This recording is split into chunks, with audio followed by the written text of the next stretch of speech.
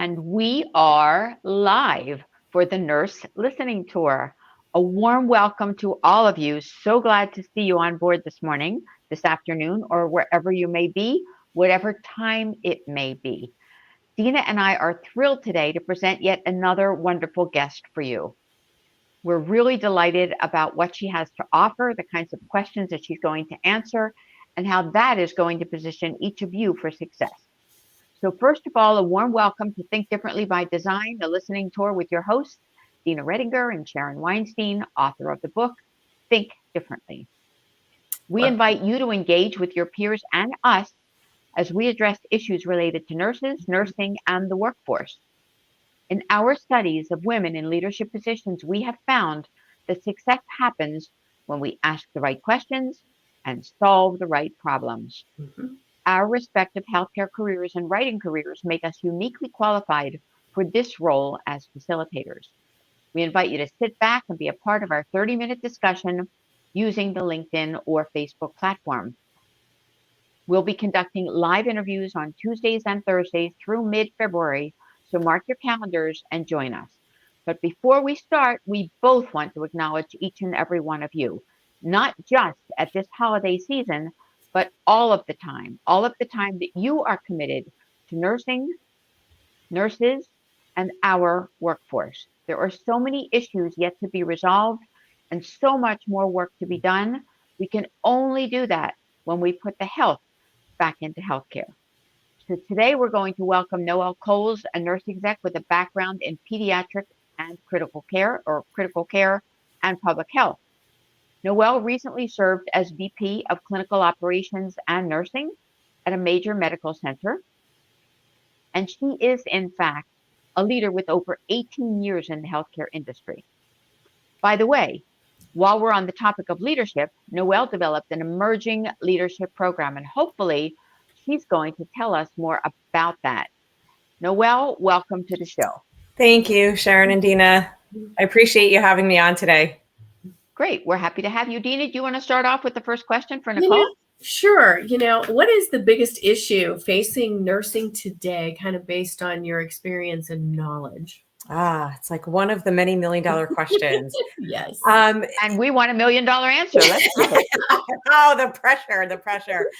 I think the world is in a very different place, and I hate to really focus on COVID again, but many that have gone through COVID, whether it was working from home or going through it within the hospital setting, have all had bouts of some sort of experience, whether it was with themselves, their family members, the hospital setting, the healthcare setting in the community. It doesn't really matter. But I think the one area of opportunity we need to remember is that everybody is facing something. And it's so important to take a step back and realize if somebody is off a little bit, if somebody is not 100%, it's not that they're not trying. Find out more about it. There's so much within a nurse that's really authentic. And when they lose that authenticity of themselves, we can't just assume that they are just tired of doing what they're doing, because at the end of the day, they're really not. They're just faced with problems in a very different way that no one is really appreciating, I think, as much, to be honest with you. Mm-hmm.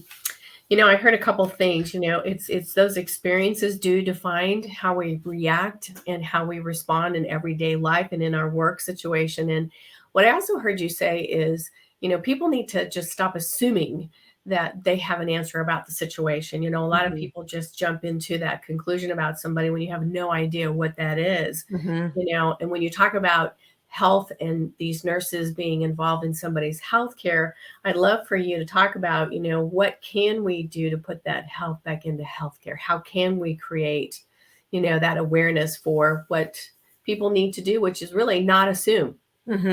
Absolutely.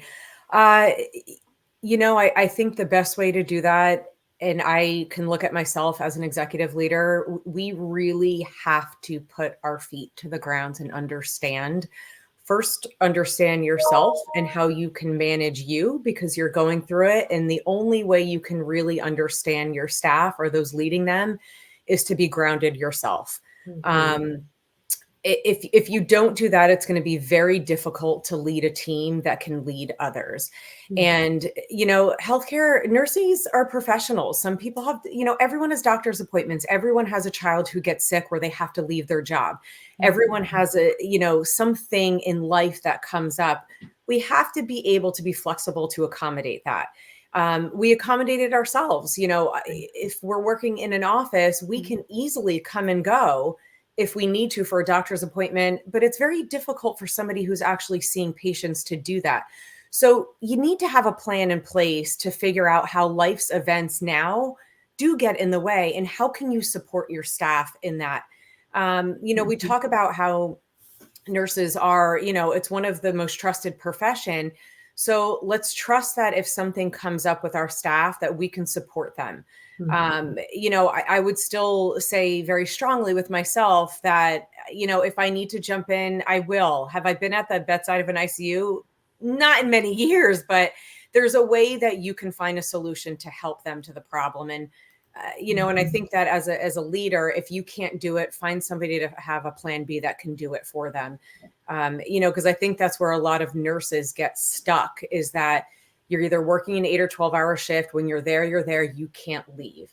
And what does that look like? What does that mean? And how do you do it? And you feel that you're going to miss out, or your family's going to miss out, because you just can't get there. And that's not okay. We have to find better ways for them. I'm so glad that you said that, Noelle. I have to jump in there, Dina. That's okay. Because it's not just post-COVID that life gets in the way. Life has always gotten in the way. For years, I've spoken to nurses who said, I don't hydrate because I might need a bio break, and there's no time for a bio break. We've always had that kind of a profession, haven't we? Yep. So what has changed, and what do we need to do now to make it better? Is it on the leadership side? Is it a threefold side where it's management and it's leadership, or the manager and it's also the employee? Do people really need to get on the same page and do this together as a team? How do we make that happen? You know what? I think you said it perfectly. It's a threefold. You can't feel supported and you can't feel the trust in your leader if they are not literally leading by example. So for example, I was very blessed to grow an entire nurse management team from the ground up where I previously was.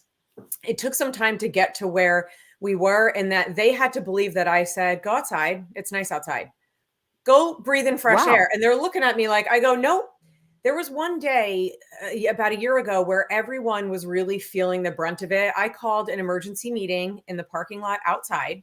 They all thought I was absolutely nuts and didn't understand what it was. And I made them all turn, face the sun, not speak at all, take a deep breath in, eyes closed, look up, take 10 seconds. And that was it. To just pause. That's all you really need, to just pause, to reset. And I feel that if I'm going to say these things, I have to do these things. I have to practice these things. And there's a lot of strength in humility. And if you're not humble as a leader, your nurse managers aren't going to feel it. And if they're not feeling it, then the staff aren't going to do it. And right now, you have to, if you're going to walk the walk, you have to talk the talk, walk the walk. You have to kind of be it. And, I feel very proud. And I think in my career as a nurse leading up to where I'm at now, is that I never lost sight of who I was. And if I'm going to say it, I'm going to do it. And if I don't, hold me to it. And I tell my nurse managers that often. I said, I have very high expectations of my leaders and my staff, as they should have of me. Hold me equally accountable for my actions as I would for you. And oftentimes they come to my office more than I would have to call somebody in. And I think there was a sigh of relief and trust that if anything was to come up, that they know that I would support them. I don't need a reason. I don't need that. You don't even need to tell me. I get it. Go do what you have to do. If you have to jump in for your staff because they have to do something, I support you. I feel like it's very basic and fundamental, but I don't know what the disconnect is to that. But staff and the middle managers are not going to feel safe in their job, in their career, if they really don't see their leader doing the same thing. Mm-hmm. I have a question for you too, because it just kind of resonated with me. I have a whole lot of things that I took down that you said. Sure. Building trust, lead by example, putting in time, taking a pause, taking that reset. For people who are working in healthcare and they're burned out, but they continue to work, what would you say to them? Oh, that's a tough one. You know,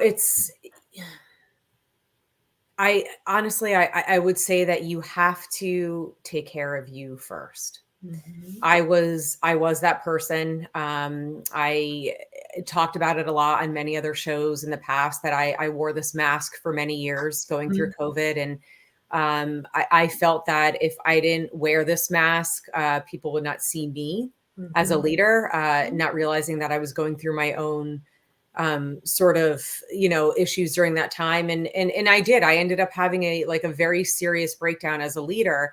I was in a very traumatic accident, and then my accident, I didn't walk for a very long time. And then I got put in back into work 8 weeks before I should have, right at the height of COVID. Oh, Wow. So I was like, it's fine because we're robotic. We're not human. We're supposed to lead and we're supposed to be there, and then until you yourself actually break. And then I realized, I said, no, that's not what it's about. right. And I really took some time away to define me and who I was as a leader, because I realized I can't lead a team if I can't lead myself. That's right. And Mm-hmm. I have had many nurses and not nurse managers come up to me asking me that very same question, Dina, what do I do? Mm-hmm. And, there's FMLA. If you need to take a step back, as much as I need you more whole. Intermittent LOA, it's okay. Mental health is a real thing. And that's where a lot of the burnout comes into play. And if you're not feeling supported by your leader to help you get there, there's always somewhere else to go. And you can't do your best if you yourself aren't at your best. So Mm-hmm. it's kind of hard to really hone in because burnout is such a very large portion, and it doesn't define, no one's burnout is the same. Right. Right. Right. And everybody's is different. So thank you for allowing me to ask that question, Sharon, Yeah, because absolutely. it And was you can't drink burning. from an empty cup. We know that. No.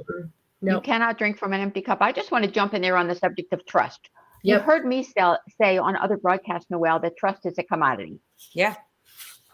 When we talk about trust and we say that nurses need to trust, we know that patients and the public trust nurses as the most trusted profession. Do nurses trust themselves to have the wisdom to put themselves first at one time or another and to take care of me so that we can be we? No, honestly. And I think in the past, yes. I think now the answer to that is no. When you are so stuck in the thick of things, you can't see past the 10 feet in front of you. And it really does take an empathic leader to stop that nurse and make them see that. You are not, I didn't see it myself until I really fell to the ground. It took people to kind of shake it out of me before. Mm-hmm. So, I would honestly say the answer to that is no. And you need somebody to help you see that. We're all human at the end of the day, regardless of, the title behind it. So no, I would say absolutely not. Wow. Yeah. That's powerful. We talk about that a lot. Sharon and I talk about a lot was the big impetus around writing the book, right?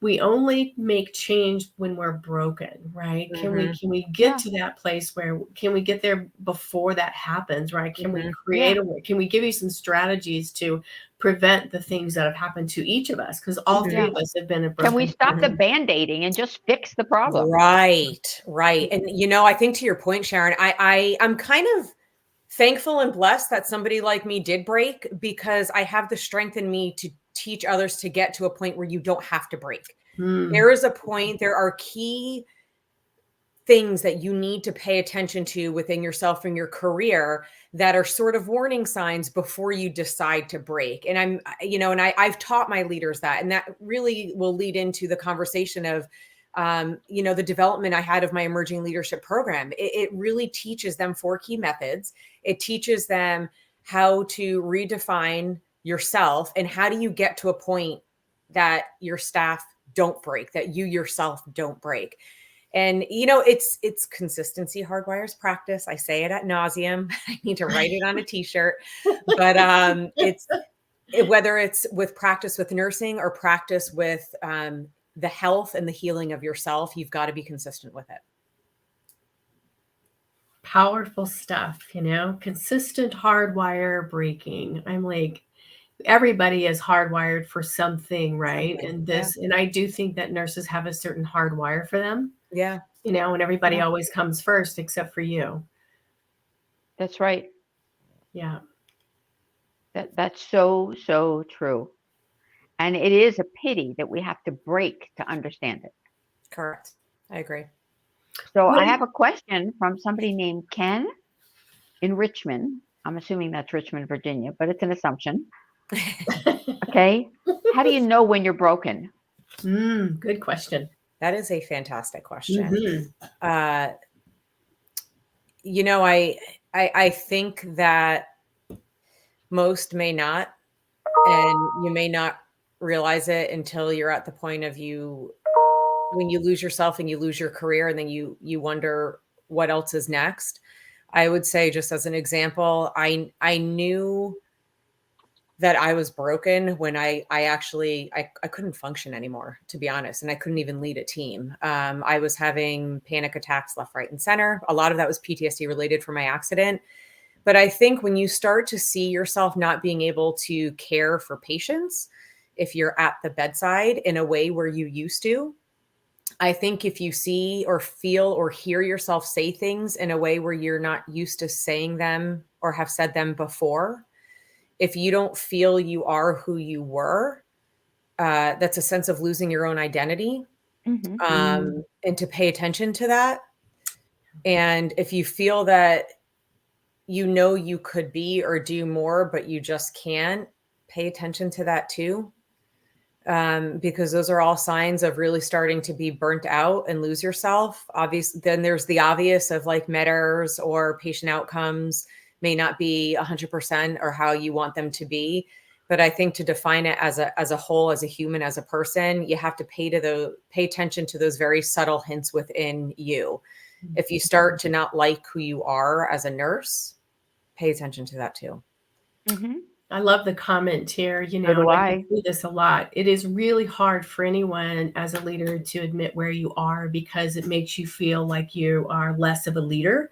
You're a weak leader. I'm not successful. There's a narrative that goes on for a lot of leaders that absolutely is the what I would call a sonic wall. Yep. For improvement, right? They just can't break through that. And fear of them losing their job if somebody thought that they would be seen as weak. I think there's a lot of fear behind being able to agree or let somebody know that, hey, I need a little bit of help. Absolutely. Yeah. Behind letting other people know you're vulnerable. Yeah. It's a hard thing. It's a very, very hard thing. Thank you for that comment, Nikki. We really appreciate it. Yeah, great comment. That is a great comment, Nikki. Yeah, that was great. So what leadership lesson would you share with your younger self, Noelle? Wow. You've learned a lot from your mistakes. I have. From your good and bad. Slow down. Slow down. Yeah.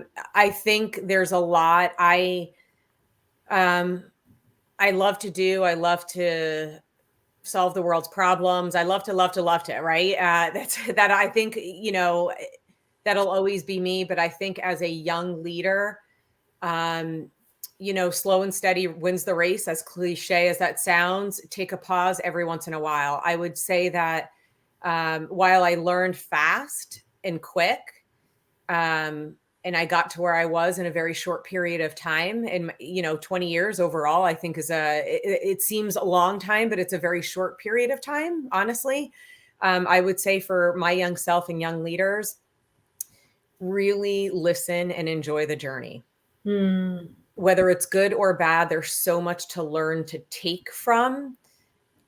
Enjoy what it is along the way, because that does make you better at who you are as a person and how you lead going forward. I'm my background's ICU, so I'm very quick to like, I want to learn, I need to do, move.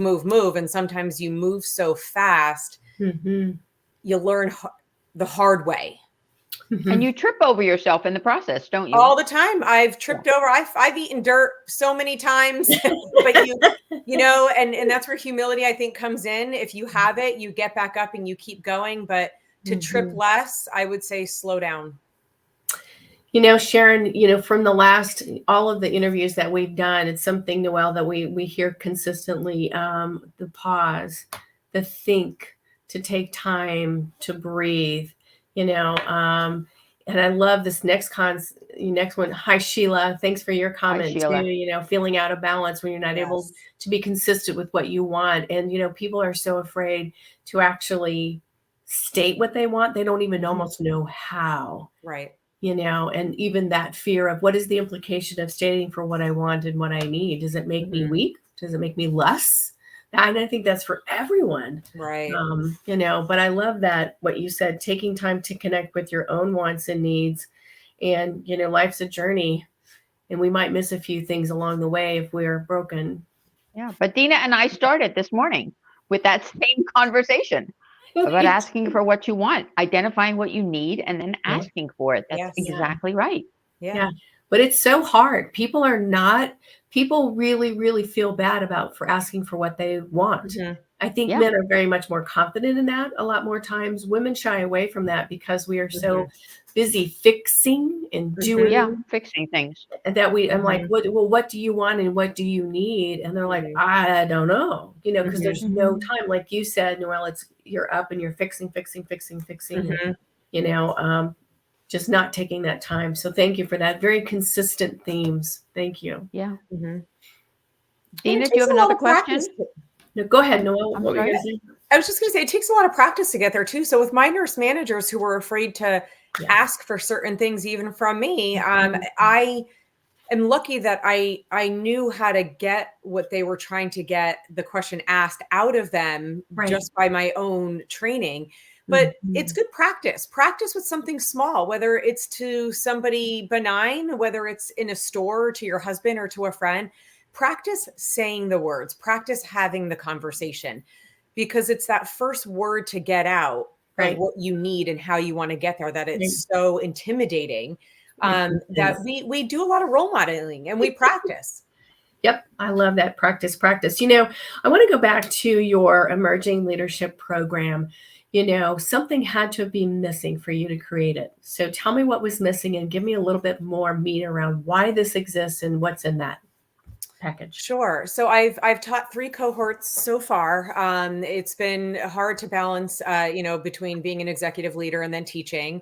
But I think what gave me the idea to create it is, one, when I left my former role in Boston, I took a step back and said, my gosh, we put leaders into positions so quick because we know that they can do it, but we don't give them what they need to be able to do it.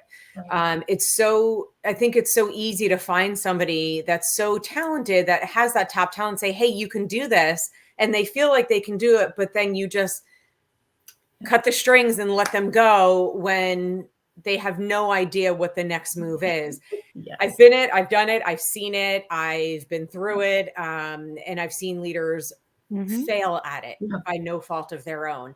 And, and I said, why does it have to be this way? It doesn't. So why not? So it took me a couple of months.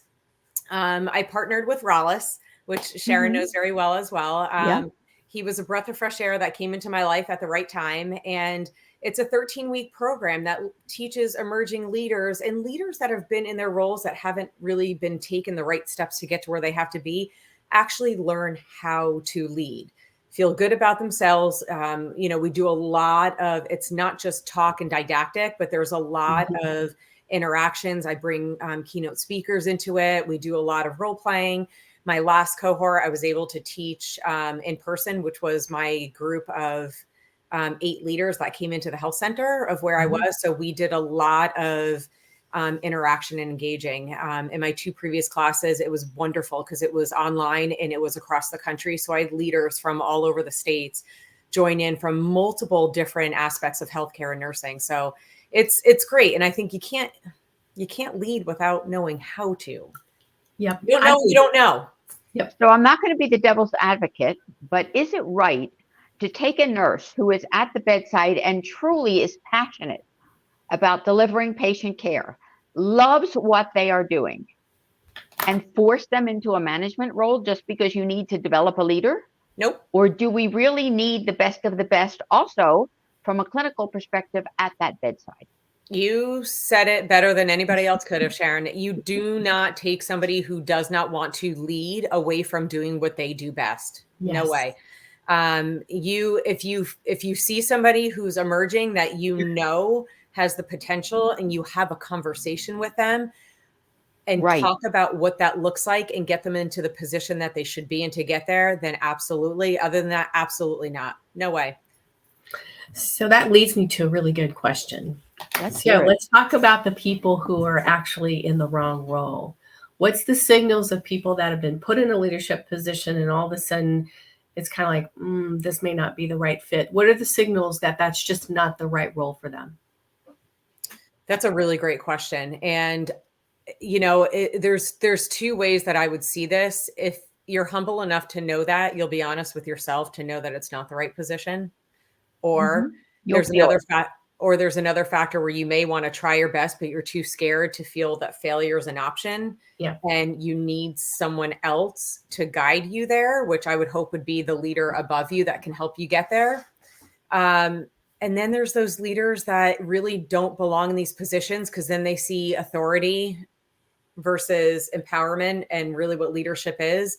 And they'd be foolish to see that if you don't develop a relationship, if you don't have a healthy work environment, Right. if you don't have the camaraderie among your team, you better look yourself in the mirror, because it's typically not the staff, it's what you've created. Unless you're walking into it, then you need to really take a step back and say, what is it about me that where I can help them get to where they need to be? Mhm. Or what is it about me that's creating this? Mm-hmm. Yeah, I think that magic question that I ask a lot of leaders, are you happy with what you're doing? If you don't really love leadership, then it really is hard to lead. Don't do it, Yes. Yeah. It truly is. It's Please don't do it for yourself and for others Yes. Right. Yes. whose lives you'll impact in that process. Absolutely. Yes. Yes. So why Wow. must we move from a me to a we to kind of ensure that future? I think you've spoken to it in a lot of different ways, because you've shared a lot of really important things. But talk about, how do we move from this me to we? I think now, when I hear that a lot, and I feel like we're starting to hear that more often. We need to start listening to the younger generations. Mm-hmm. I feel like there's a lot to learn from the younger generations, because right now they are focused on the we. Mm-hmm. They are not focused on the me. And in order to get to that point, if we're looking at leaders becoming better at creating that space for nurses, no one really cares about what you do as a leader, right? They don't, unless it impacts us. So the we and the us comes to that. Everything you do, you should be up here, and it's not I or me, but I got here because of them, like my team. And to get to the we, you gotta be a little bit selfless and not selfish, and put yourself aside as a leader and become a part of the team. It's, put yourself into, take away the role, because behind the title, you're still a nurse, you're a person, be a part of that we. Now, at the bedside, I think we're starting to lose a lot of the we and the team. And I don't believe that it's any nurse's fault. I think it's just what's been dealt. And, it really takes that one person that's bold and brave to bring that team back together again. I love that. We've got a guest that's going to be coming here soon, later this week. That's going to Yeah. really talk a lot about that, putting yourself aside. How do you do that, right? And Right. that's hard to do. Sheila Burke's going to be later this week. So Sheila, if you're on, hello, we're going to have you later this week. But really excited to see what we can do, because we can fix the broken healthcare system, but it starts with that inner peace, that heart of each person. It does.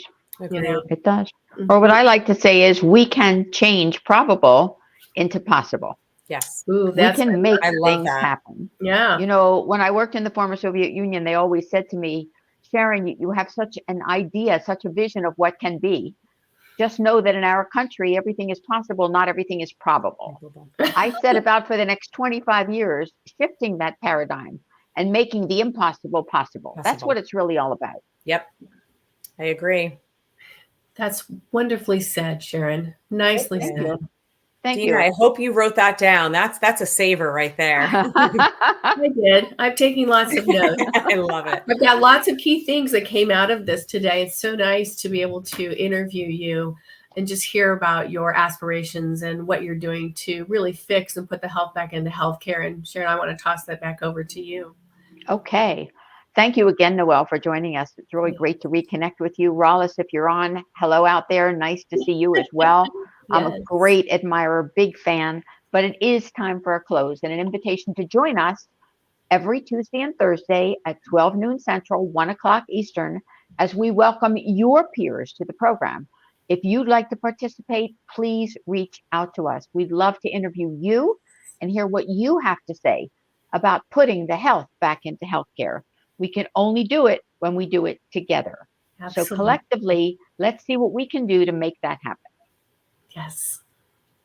Thank you. Wait, a couple more comments before, I'm afraid to hang up. So many comments. Okay, here's another one from Sheila. Looking forward to addressing the perspective. And then she says, amen. We agree. Amen, sister. Amen. Agreed. Absolutely. Okay, we look forward to seeing you on Thursday. Thanks again, Noelle, for joining us, and to everybody else out there, wishing you a happy holiday season. Take care. Thank you, Noelle. Take care. You're welcome. Thank you, ladies, Thanks. for having me.